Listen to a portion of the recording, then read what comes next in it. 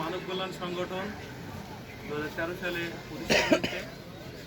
এই 2013 সালে প্রতিষ্ঠা হওয়ার পরে এই দীর্ঘ 2026 সাল 13 বছর ধরে আমাদের মানব কল্যাণ সংগঠনের যে মূল লক্ষ্য উদ্দেশ্য ছিল কোরআন শিক্ষা সম্প্রসারণ এবং মানবতার সেবা করা, সেই লক্ষ্য নিয়ে আমরা এগিয়ে চলছি।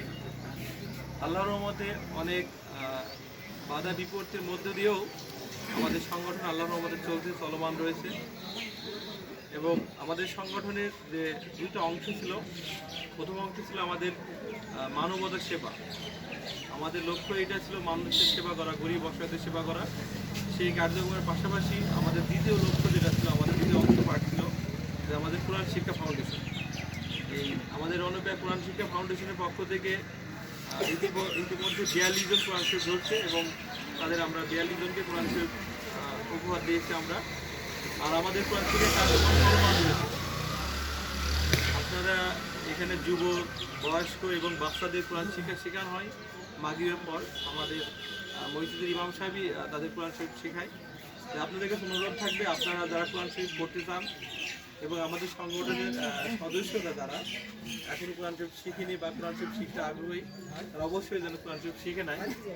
আর আপনারা যদি আপনাদের ছোটো ছেলে বা ভাই ভাস্তি বা আপনারা নিজেরাও যদি কোরআন শরীফ শিখতে চান, আমাদের সংগঠনের অফিসে চলে আসবেন।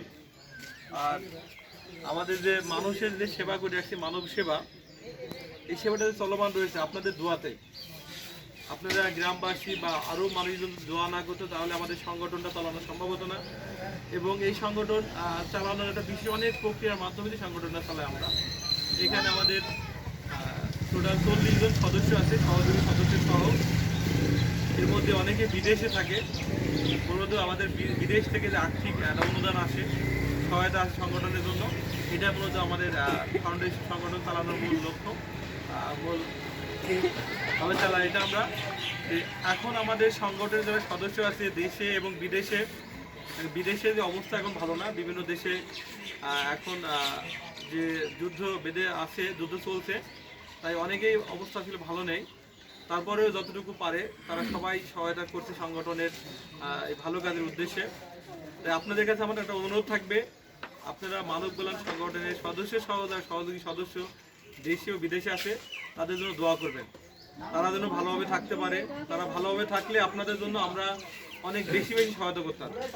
আমাদের প্রতিবারই টার্গেট করি যে মানে এর থেকে ভালো কিছু করব। ঠিক 13 সালে যখন সংগঠন প্রতিষ্ঠা করেছিলাম, তখন মাত্র 8 জনকে আমরা সংগঠন থেকে সহায়তা করতে পেরেছিলাম। এখন তো 26 সাল, এখন আল্লাহর রহমতে অনেকেই সহায়তা করতে পারছি এবং সারা বছরই আমাদের কার্যক্রম চলে। যখনই কোনো মানুষ গরিব বা সমস্যা হয়, তারা আমাদের সংগঠনের কাছে বলে, আমরা যতটুকু পারি সহায়তা করার চেষ্টা করি।